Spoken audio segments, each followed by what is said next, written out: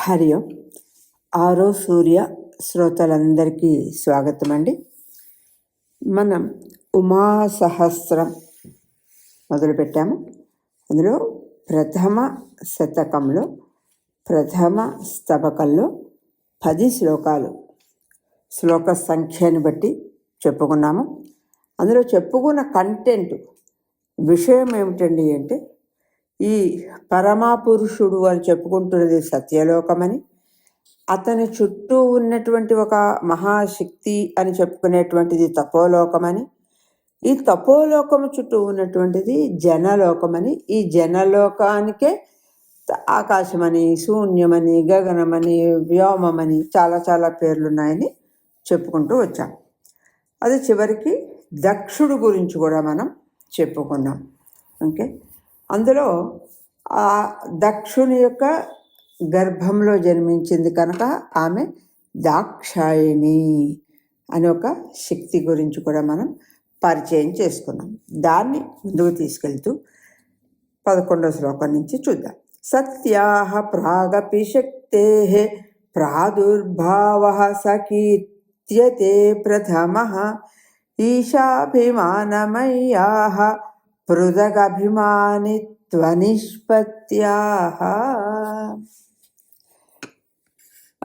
దయచేసి మనం కేవలం గణపతి ముని ఒక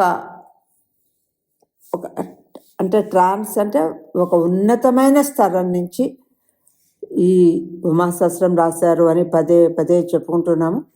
అందుకని ఇందులో చెప్పుకునేటువంటి కంటెంట్కి ప్రాధాన్యత ఇస్తూ వెళ్తున్నాం. కేవలం శ్లోకం అర్థము తాత్పర్యమే అని కాకుండా కంటెంట్ మీద దృష్టి పెట్టి ఆధ్యాత్మికంగా ముని చెప్తున్నది ఏమిటో తెలుసుకోవడానికి ప్రయత్నం చేద్దాం. ఇందులోకి వచ్చేప్పటికి సత్యాః ప్రాక్ అపి శక్తేః ప్రాదుర్భావః సహ కీర్త్యతే ప్రథమః ఈశాభిమానమయ్యాః పృథగ్ అభిమానిత్వనిష్పత్యా. ఇది అత్ర స్వల్పరూపేణ పదవిభాగः. అయితే ఇక్కడ అంటే దాక్షాయణి అంటే మరి అంతకుముందు ఎవరండి? మరి అంతకుముందు అమ్మవారు అంటే శక్తి లేదనా ఉందనా అసలేంటి అంటే ఈయన చెప్తున్నారు. ఈమె ముందు కూడా పరమపురుషుడు అయినటువంటి ఈశ్వరుని అభిమాని రూపిణి అయ్యి, ముందు కూడా దక్షుడు అనేటువంటి వేరైన ఆత్మ ప్రకాశించుటకు ముందు, మనం దాక్షాయణిగా చెప్పుకుంటున్నాం కదండి, ఇంతకు ముందు కూడా లేదా అంటే ఉందండి ఆవిడ. అయితే సత్యాహ సతి ఇంతకుముందు చెప్పుకున్నాం, ఆ పదానికి ఎటర్నల్ అని ఒక అర్థం ఉంది అని. ఉంటున్నందువల్ల ఆ శక్తికి పృథక్ అభిమానిత్వ నిష్పత్త్యా. పృథక్ అంటే భిన్నం, అంటే వేరుగా, వేరైనటువంటి ఆత్మగా వ్యక్తమయ్యాను అని అభిమానము కలుగుట చేత. ఇంతకుముందు నేను ఈశ్వర అభిమానిగా ఒక శక్తిగా ఉన్నాను కదా, ఈ దాక్షాయణి అనేటప్పటికి నా ముందు ఉన్నటువంటి అది ఆ శక్తి అది లేనట్ట అంటే అదే ఇక్కడ స్వాభిమానం అనేటువంటిది చూపిస్తున్నారు. అందుకని ఆమెకి వేరైన ఆత్మగా వ్యక్తపడినప్పటికీ కూడా ఈ అభిమానము కలుగుట వలన మరింతకు ముందు ఉన్నది మొట్టమొదటి ఆవిర్భావంగా మనం గ్రహించాలి అని మనకి చెప్తున్నారు. అదే మనకి ఇక్కడ కొంచెం వివరిస్తున్నారు. సతీ అని పురాణాల్లో చెప్పుకున్నది ఈవిడ గురించే అని. బహుశా మనకి ఇందులోనే రావచ్చు. అసలు దక్షుడు చేసిన యజ్ఞము, శివుణ్ణి ఆయన లెక్క పెట్టకపోవడము, ఈ సతి ఆత్మాహుతి చేసుకుందని చెప్పడము, ఇవన్నీ కూడా పురాణ కథలు. దీనికి అంతరార్థం అంటే అంతరంగంగా ఆంతర్యంగా ఉన్న విశేషమైన అర్థం ఇప్పుడు మనకి శ్లోకాల్లో చెప్తున్నారు. ఆకాశస్య సుతైవం లక్షణయా వస్తుతః ప్రసూః శక్తిః అదితేర్దక్షో దక్ష దిదిదితి అంటే అదితి ఇది శృతిః అబాధి దైవం అబాధత్ ఏవం. అదండి. అంటే ఇక్కడ ఇంకా ఏం చెప్తున్నారండి అంటే ఇక్కడ సంస్కృతంలో కొంచెం తెలిసి ఉండడం అవసరం అండి ఇది ఇక్కడ. ఎందుకంటే ఆ గణపతి ముని చెప్పింది మనం అర్థం చేసుకోవాలి అంటే ఇక్కడ లక్షణ అనేటువంటిది ఒకటి, అంటే మూల అర్థం ఒకటి ఉన్నా కూడా దాని పరోక్షంగా అదే విషయాన్ని అదే రిలేషన్ని ఇంకోలా చెబుతూ ఉంటే ఇక్కడ లక్షణగా చెబుతున్నారు అని ఒక వ్యవహార పదం సంస్కృతంలో ఉంది. అంటే లక్షణావృత్తి అని అంటారు.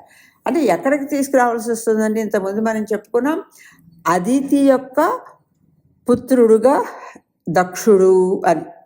ఓకే, అలా అయితే మరి ఈ అంటే ఆకాశం నుంచి పుట్టిన అటువంటిదే శక్తి అయితే, ఈ ఆకాశం నుంచి పుట్టినవాడే దక్షుడు అయితే, ఈ ఆకాశమే జనలోకం అయితే, ఇలాగ ఇన్నిటి కలయిక మనం చూస్తే ఏమవుతుందండి అంటే దక్షునికి పుట్టినది కూడా అదితి అని. అంటే అదితి కొడుకు దక్షుడుగా, దక్షుని యొక్క సుత కన్య పిల్ల అదితిగా ఇక్కడ ఒక వేదం యొక్క ప్రమాణం తీసుకొచ్చి మనకి ఇక్కడ తెలియచేస్తూ ఉన్నారు. ఎందుకంటే అంటే వేదాల్లో ఒక వ్యవహారం ఇంతకుముందు ఉంది అని. ఏమిటండి అంటే పరోక్ష ప్రియా దేవాహ, అంటే ఈ దేవతలు పరోక్షాన్ని ఇష్టపడుతూ ఉంటారు. అంటే ప్రత్యక్షంగా ఉన్నటువంటిది ఎలాగో కనపడుతోంది, ఒక అవ్యక్తమైన, అందుకని మనం ఇంతకుముందు చెప్పుకున్నప్పుడు కూడా ఒక అవ్యక్తంగా జనలోక తపోలోకాల యొక్క సంధి నుంచి ఒక అవ్యక్తమైనటువంటి పురుషుని యొక్క జన్మ జరిగింది అని చెప్పుకుంటున్నాం కదండి. అలాగా ఆ పరోక్ష ప్రియులు కాబట్టి ఇందులో ప్రత్యక్షంగా జరిగేది పరోక్షంగా అదే లక్షణావృత్తిగా మనకి వ్యవహారంలో సంస్కృత భాషలో మనకి తెలియజేస్తున్నారు. కనుక ఇక్కడ రెండు కూడా తెలియజేయడానికి అవకాశం ఉన్నదండి అని మనకి చెప్తున్నారు. అంటే దక్షుని యొక్క కన్య కుమార్తెగా అదితి యొక్క కుమారుడు దక్షుడు అని. ఇది మనం లౌకిక వ్యవహారంలో కూడా మనం అర్థమయ్యేలా కూడా చేసుకోవచ్చు. అంటే ఏదో అంటే మనం లౌకికంగా ఇలాంటి ఉదాహరణ తీసుకుంటే మనకు అర్థమవుతుంది అనుకుంటే, మా అమ్మాయిలా పుట్టిందండి అని ఎటువంటిది ఎక్కడి నుంచి వచ్చిందండి? మనం ఎందుకు అలా అనుకుంటామండి?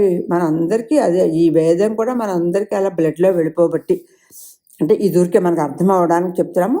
ఇది ఒక పరోక్ష ప్రియులు దేవతలు అనేటువంటి ఒక వేదవాక్యానికి ప్రమాణంగా మనకి ఇక్కడ చెప్తున్నారు. ఇంకా ఇందులో జగతాం మాతా పితరౌ సతీభవౌ కేపి పండితా ప్రాహు అదితి ప్రజాపతి తావ పరేషాం భాషయా విదుషాం. ఇంకా ఇక్కడ చెప్తున్నారండి, సామాన్యంగా మొత్తం అసలు లోకానికంతటికీ కూడా జగత్ జనని జనకులు అంటే దాక్షాయిని శివుడు అని చెబుతారు. కొందరు అదితి కశ్యపులు అని కూడా చెప్తారు. ఇది పురాణ మతం, అంటే పురాణం అంగీకరించింది అని. వీటన్నిటికీ కూడా దయచేసి అంతరార్థాలు ఉన్నాయండి, అవి మనం తెలుసుకోవడానికి ప్రయత్నం చేస్తూ ఉన్నాము. దివ్య పుమాకృతిమీశే బిభ్రతి లీలార్ధమస్య రమణాయ దివ్యవనిత కృతిం సా బభార మాతా చ భువనానాం. ఈ భువనాలన్నిటికీ కూడా మాత. మనకి దివ్యమైనటువంటిది అని మనకి తెలియచేసేది ఎలాగండి అంటే అర్థం ఏంటండి అంటే అది ఒక అనుభూతి అండి. అది మనకి ఈ చర్మ చక్షువులు అంటారు కదండి, అంటే ఈ కళ్ళకి కనపడేటువంటిది కాదు. ఈ కళ్ళకి కనపడనటువంటి దాన్నే దివ్యమైన విషయంగా మనకి తెలియచేస్తూ ఉంటారు. అయితే ఈ శ్లోకంలో ఏం చెప్తున్నారండి, పరమ పురుషుడు తన విలాసం కోసం దివ్య పురుష ఆకృతిని ధరిస్తే ఆయన్ని ఆనందింపజేయడం కోసం జనని కూడా, అంటే జగత్తంతటికి జనని కూడా దివ్య స్త్రీ రూపం ధరించింది. మనమందరం ఇదే తెలియాలండి. అసలు ఏంటి, వాట్ ఈస్ దిస్, ఈ ప్రపంచం ఏమిటి అనేది తెలియాలి. భగవంతుడు తను ఆనందించటానికి సృష్టించాటండి. ఓకే, ఆ సృష్టించినటువంటి ఈ ప్లే గ్రౌండ్లో ఆయన్ని ఆనందింపచేయడానికి అమ్మవారు పుట్టింది కదా. అసలు ముందు మనం ఇదంతా మర్చిపోయి ఒక ప్రశాంతంగా అంతరంగంగా ఒక లెవెల్లోకి వెళ్ళిపోతే తప్ప ఇది మనకి అర్థం కాదండి. అందుకని అర్థం చేసుకోవడానికైనా మనం అలా కూర్చుని అర్థం చేసుకోవడానికి ప్రయత్నం చేద్దాము. భాసుర హేమాభరణాం బహుశోభాం ఈశ్వర ప్రమోదకలాం మూర్తిం పావన కీర్తిం తాం హైవవతీం ఉమాం ఆహుహు. ఈవిడ అసలు ఉమా అనేటువంటి పేరు ఉపనిషత్తుల్లో వచ్చిందండి. మనకి బహుశా ఇందులోనే ముందు శ్లోకాల్లో రావచ్చు. అసలు ఈ ఉమా అనేటువంటి అమ్మవారిని, వేదాల్లో చెప్పేటువంటి అమ్మవారిని ఫస్ట్ చూసింది ఇంద్రుడుటండి. అందుకని అది వచ్చే శ్లోకంలో వస్తుంది అనుకుంటాను, చూద్దాం. అంటే ఇక్కడ భాసుర హేమాభరణాం బహుశోభాం ఈశ్వర ప్రమోదకలాం మూర్తిం పావనకీర్తిం తాం హైమవతీం ఉమాం. అంటే ప్రకాశిస్తూ ఉన్నటువంటి బంగారు అలంకారాలతో నిండినటువంటి బాగా కాంతి కలిగినటువంటి ఈశ్వరుని ఆనంద కళ, అలాగా ఆమె తయారయ్యి ఈశ్వరుని ఆనందం కోసం ఎలాగండి, అది కూడా దేహధారిణి అయి నిర్మలమైనటువంటి కీర్తి కలిగినటువంటి హైమవతిని ఉమా అంటున్నారు. హైమవతి అంటే ఏంటండి, హిమవంతుని కుమార్తె. మనకి పార్వతి అంటే అర్థం ఏంటండి, పర్వతుని కుమార్తె. కాకపోతే పర్వత అనే శబ్దానికి మేఘము అనే అర్థం కూడా ఉంది అనేటువంటిది మనకి ఇందులో గణపతి ముని ప్రమాణంగా మనకి తెలియచేస్తూ ఉన్నారు. అయితే ఇక్కడికి వచ్చేటప్పటికి మనం ఇందులో విశేషంగా అర్థం చేసుకోవాల్సింది ఏంటండి, ఈ హైమవతి పరమేశ్వరుని ఆనందింపచేయడానికి వచ్చింది కదా. పరమేశ్వరుడు తన ఆనందానికి ఈ సృష్టిని చేశాడు కదా. అందుకని మనమందరం కూడా పట్టుకోవాల్సింది ఎవరినండి, అమ్మవారిని పట్టుకుంటే ఆమె భగవంతుణ్ణి ఆనందం చేయడానికి వచ్చింది కాబట్టి మనల్ని అటువైపు ఆమె తీసుకువెళ్తుంది. అయితే తస్య ప్రథమ సాక్షి భువనజుషాం నయనశాలినీం మధ్యే వపుషః కిలాది సుదృశో నిరుపమ పుణ్యో నిలింపపతి. తస్య ప్రథమ సాక్షి భువనజుషాం నయనశాలినాం మధ్యే వపుషః కిల ఆది సుదృశః నిరుపమ పుణ్యః నిలింపపతి. అంటే ఈ లోకములో ఉన్నటువంటి నేత్రములతో ఉండు వాళ్ళందరికీ కూడా మధ్యలో సాటి లేనటువంటి శక్తి కానీ, అంటే అది సామర్థ్యాలు కానీ, పుణ్యం అంటే ఇప్పుడు సాటి లేనటువంటి పుణ్యం కలిగినటువంటి దేవతలకు రాజు నిలింపపతి. అంటే ఈ దేవతలు అసలు దేవతలకే ఉంది కదంటే రెప్ప వెయ్యరు అని, వాళ్ళకి ప్రభు ఇంద్రుడు. అయితే ఆది సదృశ అంటే ప్రథమ స్త్రీ యొక్క ముందు చెప్పబడినటువంటి శరీరమునకు మొదటి సాక్షి అయినది కిలా. అంటే ఎలాగండి, లోకంలో ఉన్న నేత్రవంతులలో అంటే దృష్టి కలిగిన వాళ్ళల్లో సాటి లేని పుణ్యం కలిగినటువంటి వాడు దేవేంద్రుడు. ఎందుకండి అంటే ఆద్య స్త్రీ అయినటువంటి ఉమాని చూసినటువంటి వాడు. అమ్మ అందరం గుర్తుపెట్టుకుందాం, మనం ఉమా సహస్రం చదువుతున్నాం. ఉమా అమ్మవారు ఎలా ఉంటుంది, ఎలా ఉండేది, ఎవరి కోసం వచ్చింది, ఎలా వచ్చింది, ఎందుకు వచ్చింది అనేటువంటిది గణపతి ముని ఏమి మనకి తెలియజేద్దాం అనుకుంటున్నారో అర్థం చేసుకోవడానికి మనం ప్రయత్నం చేస్తున్నాం. అందుకని దేవేంద్రుడే ఆద్య స్త్రీ అయినటువంటి ఆ ఉమాదేవి యొక్క దివ్యమైన విగ్రహాన్ని దర్శించాడు. ఎలాగండి, దానికి ఏంటండి ప్రమాణం అంటే కేన ఉపనిషత్తులో వస్తుందండి. ఇది దేవతలందరూ ఒకప్పుట్టండి రాక్షసులకి దేవతలకి యుద్ధం అయిపోతే, అసలు ఒక సమయంలో దేవతలు యుద్ధం చేయలేకపోతే భగవంతుడు సహాయం చేస్తాడు, సహకారంతో దేవతలు నెగ్గుతాడు. ఒక నెగ్గేటప్పటికి దేవతలకి ఆహా మనంత గొప్పవాళ్ళు లేరు కదా అని అహంకారంతో ఉంటే, ఇదేనండి తల్లి పిల్లవాడిని చూసినట్టుగా భగవంతుడు మనల్ని చూస్తూ ఉంటాడు. ఏ పని వల్లన్నా మనలో అహంకారం కలుగుతోంది అంటే వీడు దారి తప్పుతాడు సుమా అని మళ్ళీ వచ్చి మళ్ళీ మనం తెలియచేయడానికి ప్రయత్నం చేస్తాడు. అలాగా వీళ్ళందరూ అలా అహంకారంతో ఉంటే ఒక యక్షుడు రావడం, యక్షుడు ఒక్కొక్కరిని అడిగితే ముందు వాయుదేవుడు వెళ్ళి నేను వాయుదేవుడిని, నేను దేన్నైనా కదిపేస్తాను అంటే ఇది కదుపు అని ఒక గడ్డి పరకిస్తే అది కదపలేకపోవడం. అలాగే అగ్ని జాతవేదుడు అని ఓకే అగ్ని వెళ్తే నేను ఏదైనా దహించేస్తాను అంటే ఆయన వల్ల అవ్వకపోవడం. ఇవంతా చూసి అసలు ఇంతకీ ఎవరు ఆ యక్షుడు అనేది ఎవరు తెలుసుకోలేకపోతే ఇంద్రుడు వెళ్తే యక్షుడు అంతర్ధానం అయిపోయి అక్కడ అమ్మవారు వచ్చిందిట. వచ్చి నాయన ఇది ఎవరి వల్ల మీరు నెగ్గారు ఏంటి అనేటువంటిది వాళ్ళు ఉన్న పరిస్థితిని వాళ్ళకి ఆమె తెలియచేసిందట. ఇది అందుచేత మొట్టమొదటిగా ఇంద్రుడు అమ్మని చూశాడు సుమా, ఆద్య స్త్రీని ఇంద్రుడు చూశాడు అనేటువంటిది మనకి ఇక్కడ తెలియచేస్తున్నారు. అయితే పల్లవ మృదు వేదగత జ్వలన పవిత్రం మహార్ఘమణికాంతం నవచంద్రఖండ సౌమ్యం శివ సదృశస్తత్స్మరామి వపుః.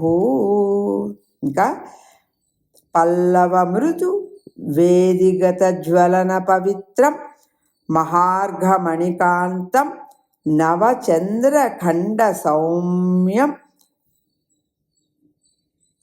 శివ సుదృశః సదృశః సుదృశః తత్ స్మరామి వపుః అనేటువంటిది ఇక మనకి 17 శ్లోకం మనం ఇప్పుడు చెప్పుకుంటున్నామండి. అంటే పల్లవ మృదు తెలుసు కదండి, పల్లవంగా మృదువుగా ఉండడం. అలాగే యజ్ఞవేదిక యందు అగ్ని అంటే ఏంటంటే అసలు ఒక పవిత్రమైనటువంటిది, అలా పవిత్రమైనటువంటిది. అలాగే కొత్త చంద్రుని కళవలే ప్రసన్నమైనటువంటిది. చంద్రుడు ప్రశాంతతకే కదండి చెప్తారు. ఆ శివ సుదృశ, ఇక్కడ ఏంటంటే సదృశ అంటే సమానం అని, ఇక్కడ సుదృశ అనేటువంటిది ఒక కాంతి అనే అర్థంలో చెప్తున్నారు ఇక్కడ. ఓకే శివుని యొక్క కాంతి యొక్క వపుః దేహంను స్మరామి అంటే నేను స్మరిస్తున్నాను. ఈయన తలుచుకుంటున్నది ఏమిటంటే అందరం తలుచుకోవలసింది చాలా మృదువుగా ఉన్నటువంటి శరీరము కలిగినటువంటిది, పైగా యజ్ఞవేదికలో ఉండేటువంటి అగ్ని వంటి పవిత్రత కలిగినటువంటిది. పవిత్రత కోసం అగ్నితో చెప్పారండి. మళ్ళీ చంద్రుని వలె చాలా ప్రసన్నమైనటువంటిది అయినటువంటి శివపత్ని అయినటువంటి ఉమా యొక్క దివ్యమైన దేహాన్ని నేను చూస్తున్నాను అని ఇక్కడ మనకి ముని చెప్తూ ఉన్నారు. కేచన గౌరీం దేవీం సీతాద్రేహే దేవతాత్మనో జాతాం కథయంతి స్త్రియం ఉత్తమ లావణ్య ఆస్వాదితో గణ్యాం. ఇంకా ఇందులో ఏం చెప్తున్నారండి? కేచన గౌరీం దేవీం సీతాద్రేహే దేవతా ఆత్మనః జాతాం కథయంతి స్త్రియం ఉత్తమ లావణ్యాసు ఆదితః గణ్యాం. అందరిలోకి ముఖ్యమైనటువంటిది, అందరిలోకి ముందు ఉన్నటువంటిది అని చెప్తూ, కొందరు దేవతా స్వరూపుడైనటువంటి హిమాలయ పర్వతం, సీత అంటే చల్లనటువంటి, అద్రి అంటే పర్వతం, ఓకే, హిమాలయ పర్వతాల నుంచి ఈమె పుట్టింది కాబట్టి ఈ దేవి, ఈమె గౌరీ అంటే ఈ గౌరిని ఉత్తమ లావణ్యాసు అంటే ఉత్తమమైనటువంటి లావణ్యము కలిగినటువంటి స్త్రీల యందు ఆదితః మొట్టమొదట గణ్యాం లెక్కించదగింది అని, గణ్యాం స్త్రియం అంటే ముందు చెప్పవలసినటువంటిది ఈమె గురించే సుమా అని. అంటే మనకి ఒక 10వ శ్లోకంలో దక్షుడు గురించి చెప్పి, దక్షాయణి గురించి చెప్పి, అక్కడ నుంచి మనకి ఈ 4 శ్లోకాల్లో చెప్తున్నది ఏంటండి అంటే ఆ అమ్మవారిని అర్థం చేసుకుంటూ వేదాల్లో ఉన్నటువంటి ఈ పరోక్ష ప్రత్యక్ష భావాలని అవగాహన చేసుకుంటూ మనం ఈ శక్తి స్వరూపిణిని గణపతిముని ఇటువంటి లావణ్యమైనటువంటి అమ్మవారిని నేను తలుచుకుంటున్నాను అని చెప్పిన దాన్ని మనం కూడా ఇక్కడ ప్రస్తుతం తలుచుకుంటూ ఉన్నాము. ఇందులో ఈ దేవతా స్వరూపుడైనటువంటి హిమ పర్వతానికి పుట్టినంది, అలాగే తేజోమయమైనటువంటి గౌరీదేవి, ఉత్తమమైనటువంటి సౌందర్యవతి, ఈమె స్త్రీలలో మొట్టమొదటిగా ఈవిని లెక్కించాలి, మొట్టమొదటిగా ఈమె గురించే చెప్పాలి అని కొందరు చెబుతూ ఉంటారు. ఇంతకుముందు కూడా పురాణ మతం అని చెప్పారు కదండి. దాక్షాయణి, శివుడు వీళ్ళే జగజ్జనని జనకులు అంటారు. కొందరు అదితి కశ్యపులే జగత్తుకంతటికి జనని జనకులు అంటారంటే వాళ్ళ ద్వారానే, ఓకే, అదితికి దేవతలు పుట్టారు, దితికి రాక్షసులు పుట్టారు, వీళ్ళందరూ కలయిక అలా అలా అలా ఈ తన సంతోషం కోసం భగవంతుడు ఈ భూమిని సృష్టించాడు కనుక మానవులు. అందుకని మూలం దాక్షాయణి శివుడు అని కొందరంటే, అదితి కశ్యపులను కొందరంటారు అని చెప్తున్నారు. అలాగే ఈమె హిమవంతునికి పుట్టింది కాబట్టి ఈమె అంటే గౌరీ అంటే ఆమె యొక్క గౌరవర్ణం లావణ్యం కలిగినటువంటి ఆమె కాబట్టి ఈమెని ముందు ప్రథమ స్త్రీగా తెలియచేయాలి అని చెబుతూ, ఇక్కడ మనకి కొంచెం ఉదాహరణగా కాళిదాసు కూడా అందుకోసమే హిమాలయ పర్వతాల గురించి చాలా విశేషంగా చెప్పారండి. ఆయన వర్ణించేటప్పుడే హిమాలయో నామ నగాధిరాజ అని చెబుతూ, నగాలన్నిటికీ కూడా అధిరాజు హిమవంతుడని చెప్తూ దేవతల యొక్క ఆత్మ హిమవంతుడు అని చెప్పాడు. అక్కడి నుంచి జన్మించినటువంటి ఆమె అని మనకి అంటే కాళిదాసు ఇది ఎందులో చెప్పండి, కుమార సంభవం. అక్కడ సుబ్రహ్మణ్య స్వామి అవతారం కోసం వీళ్ళ యొక్క కలయిక గురించి కాళిదాసు రాసినటువంటి మనకి కావ్యంలో వీళ్ళ గురించి వస్తుంది. సత్యైవ భవతు సేయం కథా తథాపి ప్రభాషితాం భక్తైః తాం మూర్తిం మాది సుదృశో జానీయాత్ కమపి తేజో అంతం. అంటే కాళిదాసు రాసిందనమండి, వేదాల్లో చెప్పిందనండి, సత్యం అవనివ్వండి, పైన చెప్పిందంటే సత్యమే అవుగాక అంటున్నారు. కాకపోతే భక్తులు వర్ణించినటువంటి ప్రథమ స్త్రీ విగ్రహము ఇలాంటిది అని వివరించటానికి వీలు కానటువంటి ఒకానొక తేజస్సు, తేజో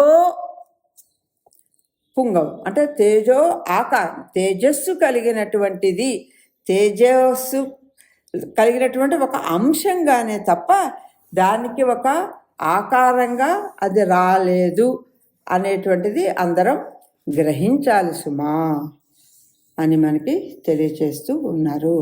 ఉపనిషత్తులో వేదాల యక్షుడు అలా వచ్చి వెళ్ళిపోయి ఉమా కనపడింది అంటే ఎవరండి అంటే ఒక తేజస్సు. మనం అందరం కూడా నిరీక్షించాల్సింది ఏంటండి అంటే ఒక దివ్యం అనేటప్పటికి మనందరికీ తట్టాల్సింది ఏంటండి, ప్రత్యక్షంగా కనపడదు, ఒక అంతర్వాణి లేకపోతే ఒక అంతర్వీక్షణం.